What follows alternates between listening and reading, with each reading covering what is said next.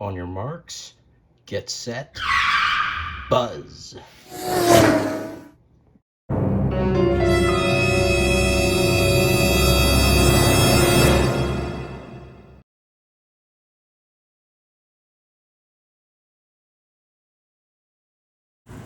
How you doing, everybody? This is future voice actor here again. I've got another Blue Cliff review for you. This time we're going to the depths of space and time back to pre-1984, 4 million years to be precise.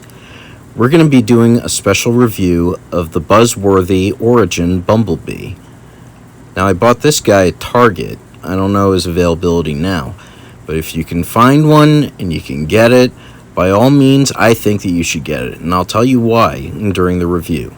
There is one thing about this figure that I don't like, and we'll touch on that as well. Welcome to another Blue Cliff review. See you on the other side.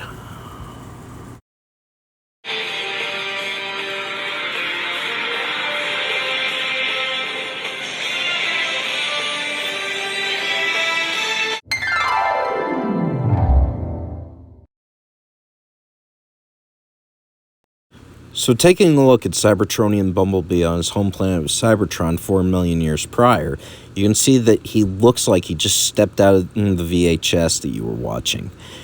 That windshield made out of translucent blue plastic, the vibrant yellow on the chassis, and that bold red Autobot symbol along with the grille made out of either silver or a gunmetal gray. I'm colorblind, it's hard for me to tell, but it looks totally awesome. Now, in regards to the plastic of this figure, I don't know if you can tell just from looking at this, but in some of these panels, the plastic doesn't really go with the other, as far as the color goes, and the sheen. It's kind of like the Sunstreaker figure for Earthrise, but that doesn't detract from this figure for me, no. Everything about this vehicle mode, I have nothing but raves about. It's just that good. But don't get me wrong, there are things that I don't like about this figure, which we're going to get to momentarily. But looking at the front and back, it's all solid, and it all blends very well when it all sits flush. And some of the little things that connect it are a little fragile, so be extra careful when you're putting this guy into vehicle mode. Before we go back to Earth so that we can transform him into his alt mode, I want to go over a few other things I like about it. I love how the faux pieces of the Volkswagen can sort of be seen up front. And also, like I said, this Autobot symbol is bold, and, this kind of reminds me of a picnic. You got the ketchup and you got the mustard. Unfortunately, you also have the bee.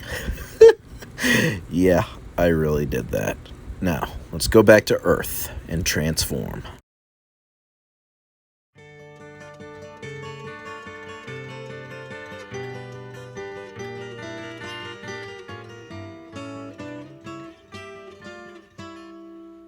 If I could save time in a bottle, the first thing that I'd like to do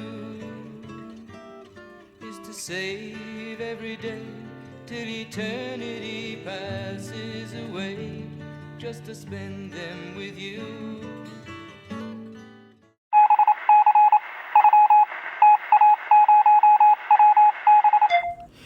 And taking a look at our Dan Gilvezan here in his robot mode, he looks really good. And those faux parts that I mentioned, like the bumper and the chassis for the front of the Volkswagen in his Earth form, that's here too. And so is the roof and the windows and the windshield. And it looks really good. There's only one thing that can make it better. A new head. But since this is all that we have for now, I'll make the most of it. Now let's give him his accoutrement. You can't see it off screen right here, but he's got this blaster that's similar to the other Buzzworthy Bumblebee, except it's a few sizes bigger. So I'm really psyched that I actually have a Bumblebee blaster now. And coming in from the rear here is his jetpack, another thing from the Centurion drone set that I missed out on. And also he comes with another bit of accessories, which I'll show off in a bit with my Earthrise wheeljack. But you've got Bumblebee all flint-dillied up, and by that I mean Buck Rogers.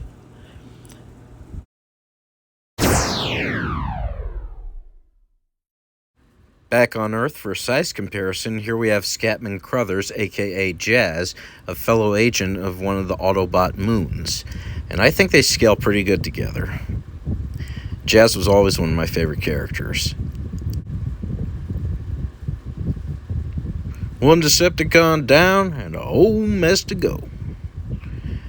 Alright, taking him aside, for a little Earth-style sightseeing, we have Ken Sansom, aka Rabbit from Winnie the Pooh, and also Hound, the good Hound, not John Goodman.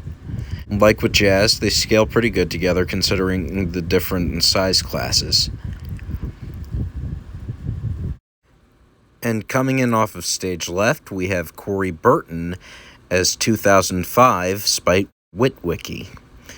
And they scale pretty good together, and kids, if you're expecting the S-bomb, forget it. I'm not doing it on this show. I have a nephew to think of.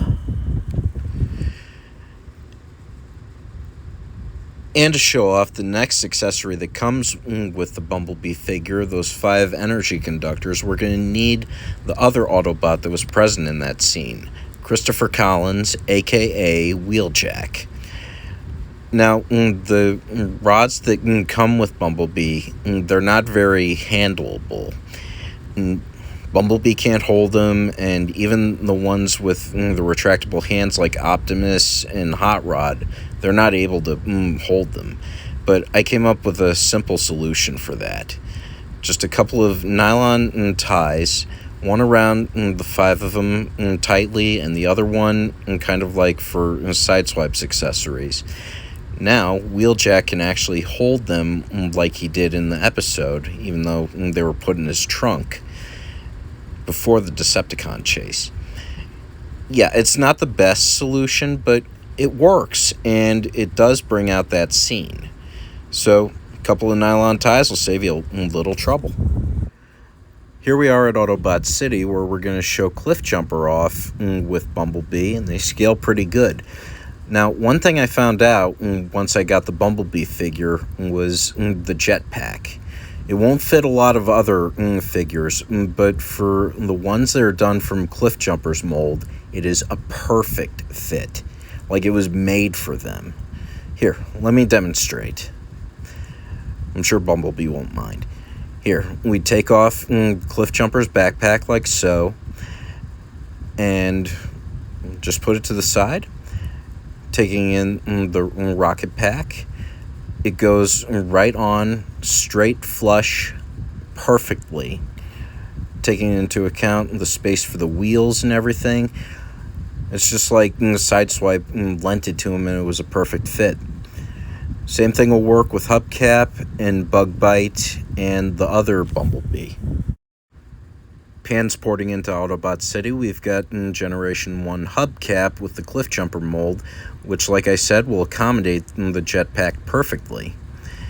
Now, for a Generation 2 size comparison, we've got my favorite figure, the Michael Bell Sideswipe with the inverted colors. Now, as far as neon goes, these two pop. Even though it's not to scale, I think it still works out pretty good. You just have to use your imagination. Look who just got out of the repair bay. Yep, even after losing that fight with Cliffjumper, Bug Bite is still ready to do a movie. What a ham. Like I said, they compare pretty good, and the size is exactly the same. But for a different level, we've got Mainframe, aka Teletran 1. Even though there's a lot of yellow, lemon lime going on here, I think it is pretty good. The only thing I don't like is Bumblebee's face. Moving everything to the side, let's put in a leader class from Titan's Return, Buster Jones, aka Blaster. Now, I would say this is a very accurate depiction of the size difference between the two in the anime. Now, in the comic book, when they were facing off against Scraplets when he was Goldbug, it would seem kind of inaccurate. Now, before we get to the Blue Cliff scale on this figure, let's review all the datum we've accumulated thus far. First, the blaster, and the other accessories, including the jetpack, which is also compatible with blast effects. So, that and the rest of him is pretty good. But the one thing that I've already mentioned that I hate is his head. I mean, look at that thing. It doesn't look like any Bumblebee that I've ever seen. If he has been there, I guess I'm just blind, because to me, it's like looking at Wario. In fact, see? You know, actually, I take that back. Wario looks better on this thing than he does. So, you know, taking the rest of that into consideration, he's not going to get a 10 or a 9. But I'm looking somewhere at a high 8. Now, on the opposite end here, while he's in vehicle mode, this is where this figure's strength lies. The shape of the saucer mode, the translucent blue window, and the sheen of the yellow paint and plastic. It all just screams Episode 1. And the way it looks transformed, it just all looks really good, even the details on the bottom that you can only see in vehicle mode. But you can also see that head, and I can't stand it. I've tried flipping it over, but it doesn't sit flush when I transform it. But overall, this alt mode right here, I would give a solid 10 on the Blue Cliff scale for.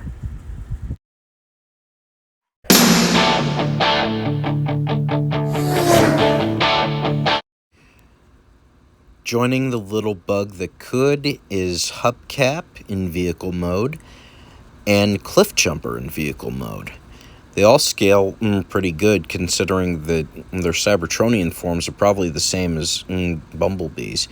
But now, for a G1 comparison, the Big Bot, Optimus Prime. You salute when you say that name, my friends. You salute and you stand up and put your hand on your heart. And they look pretty good together. Now, where to put Bumblebee in his Cybertronian form on the Blue Cliff scale?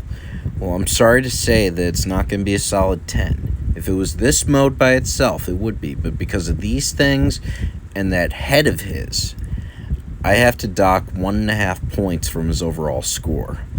But that is still pretty high, an 8.5.